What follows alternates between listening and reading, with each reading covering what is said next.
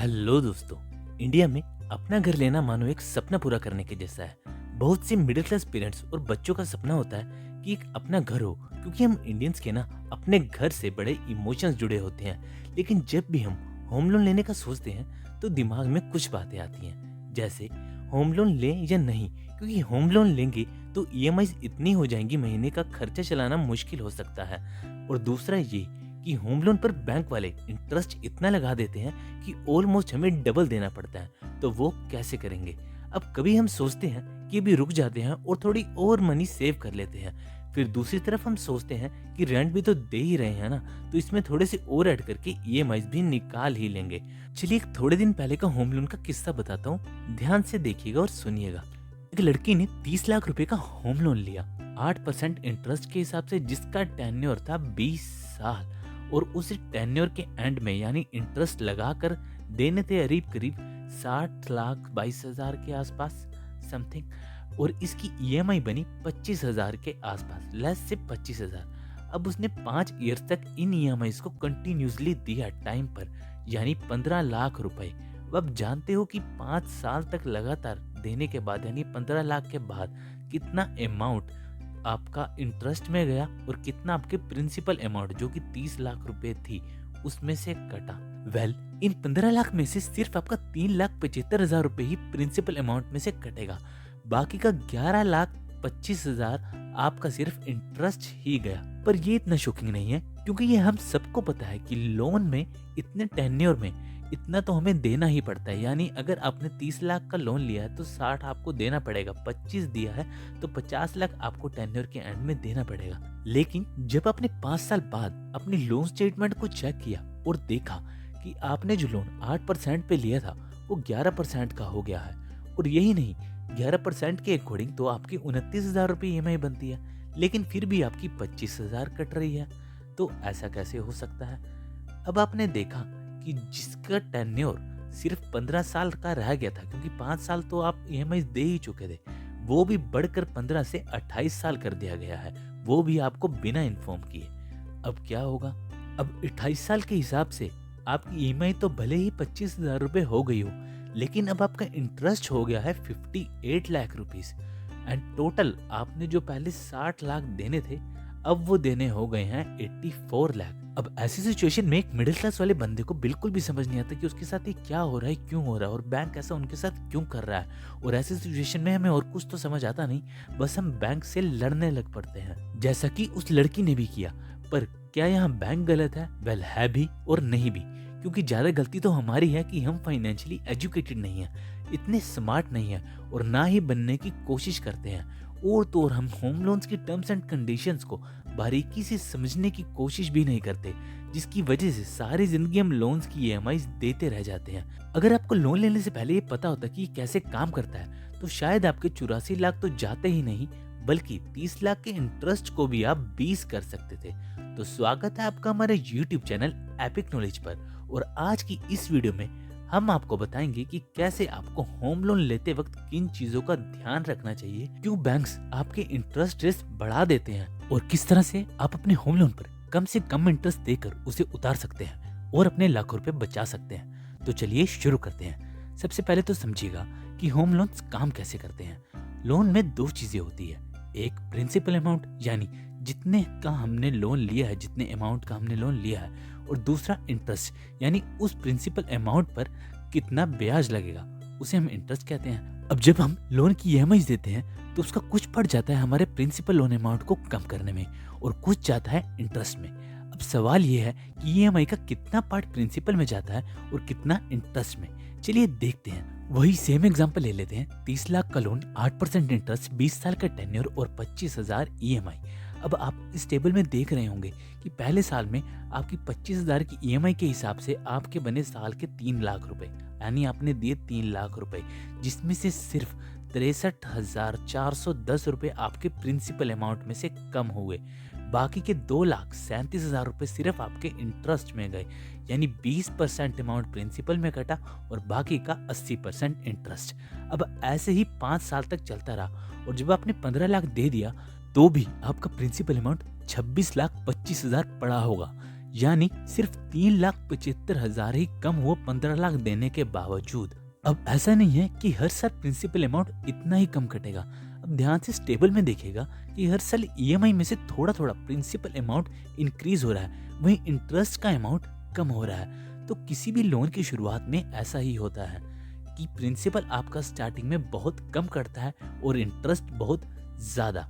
अब इस चीज का फायदा कैसे उठाना है ये भी हम बताएंगे अपनी वीडियो में आगे चलकर। पर पहले ये सवाल आपके दिमाग में आ रहा होगा जब मैंने आपको बताया था कि कैसे एक लड़की का लोन इंटरेस्ट 8% था और 5 साल ईएमआई देने के बाद जब उसने अपनी लोन स्टेटमेंट चेक की तो 11% इंटरेस्ट हो गया।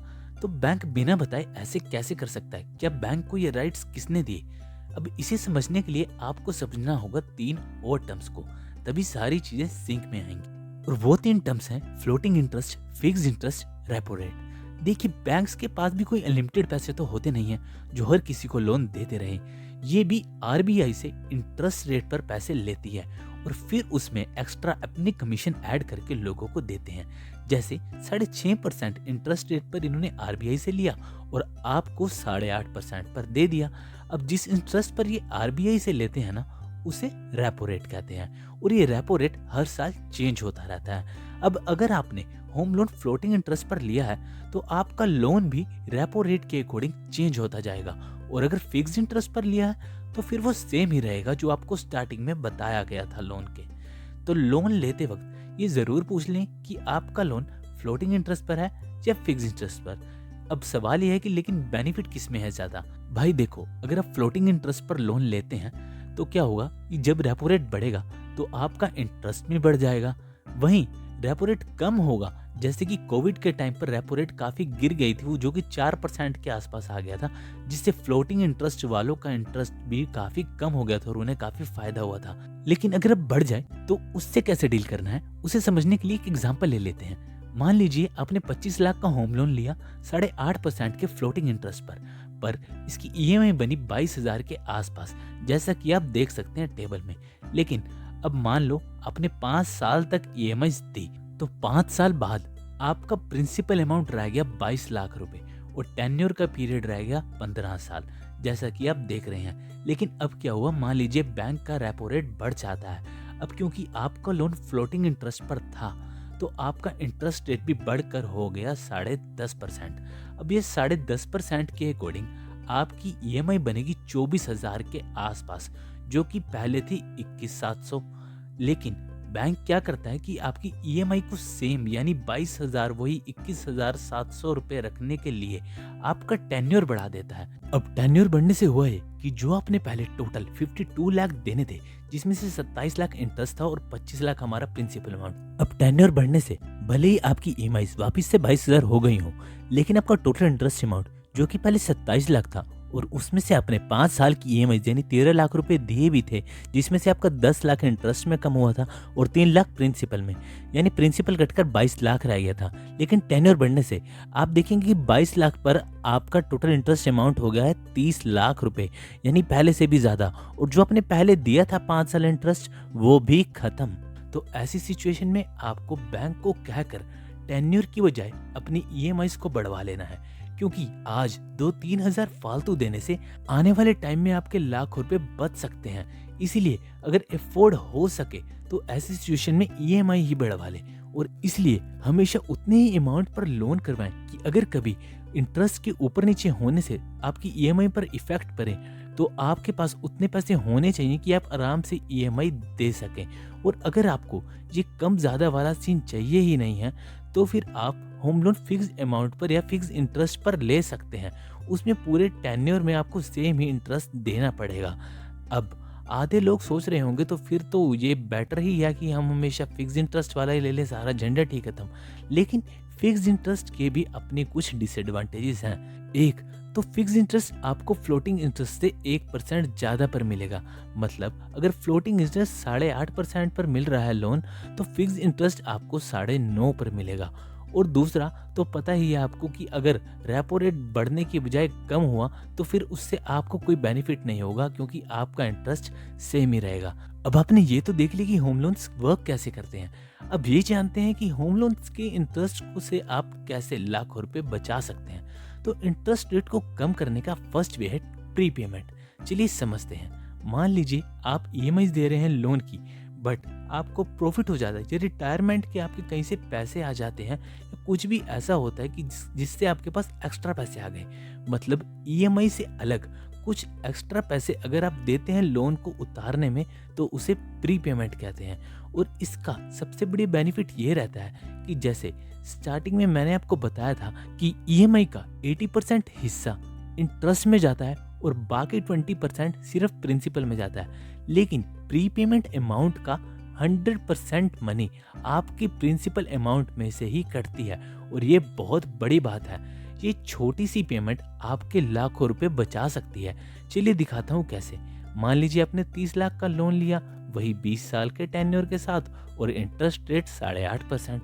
तो अब आपको 20 साल में पे करना है 61 लाख यानी 61 लाख, जिसमें से इंटरेस्ट अमाउंट हो गया आपका 31 लाख।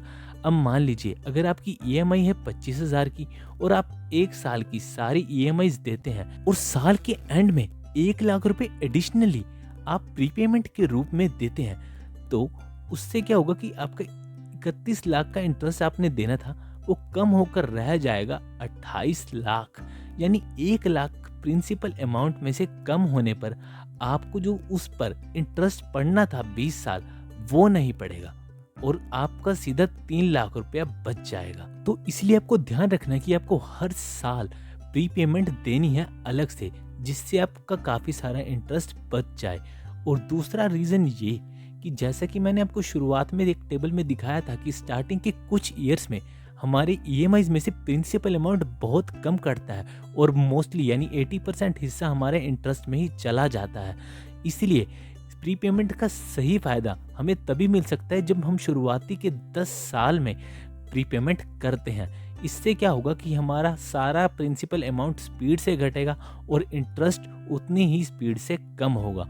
तो जब भी आप लोन लो तो आप ध्यान रखिएगा कि आपकी फाइनेंशियल कंडीशन इतनी अच्छी हो कि ईएमआई अमाउंट के बाद भी आप कुछ एक्स्ट्रा पैसे सेव कर पाएं और उसे साल के एंड में एज ए प्री पेमेंट दे सके। हाँ, और अलग से आपकी कुछ इन्वेस्टमेंट्स भी होनी चाहिए और इसी तरह से आपको हमेशा होम लोन प्लान करना चाहिए।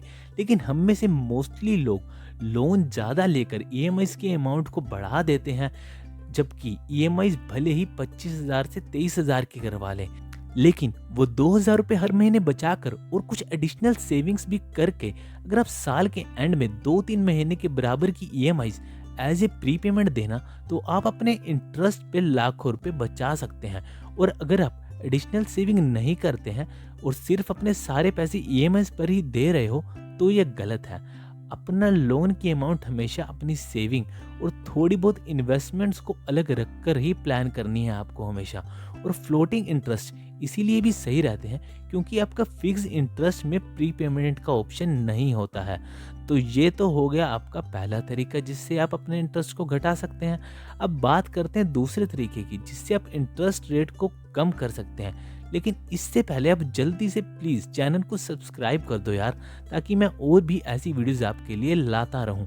हाँ, तो दूसरा तरीका जिससे आप अपने लोन के इंटरेस्ट को आसानी से कम कर सकते हैं वो ये है कि आप जितना इंटरेस्ट बैंक को दे रहे हैं उतना इंटरेस्ट आपने और कहीं से अर्न कर लिया तो बराबर ही हो गया ना ये। तो अब ये करना कैसे है? जैसे कि हमने देखा कि आप प्रीपेमेंट टेक्निक के लिए आपको एडिशनल सेविंग करनी है, वैसे ही अगर आप कुछ अमाउंट इन्वेस्ट करके इंडेक्स फंड्स में, ज़्यादा नहीं सिर्फ 2500 रुपये हर महीने आपको इंडेक्स फंड में इन्वेस्ट करने हैं। अब इंडेक्स फंड में इन्वेस्ट करने का फ़ायदा ये है कि ये आराम से 10% के रिटर्न्स दे देते हैं और इनमें रिस्क भी कम होता है। आपका लोन का इंटरेस्ट था 8.5%, रिटर्न्स आप जनरेट कर रहे हो 10%, तो 20 साल बाद इन 2500 से आपके हो जाएंगे 19 लाख रुपए, जो आपके आधे से ज़्यादा इंटरेस्ट के बराबर होंगे। तो जब आपका टेन्योर पूरा होगा तो आपको यहाँ से पैसा भी आएगा। तो ऑलमोस्ट इस टाइम पीरियड में आपने जितना इंटरेस्ट दिया होगा काफ़ी सारा आप ऐसे ही कवर कर सकते हो और बाकी का तो आप प्री पेमेंट से कम कर ही लोगे।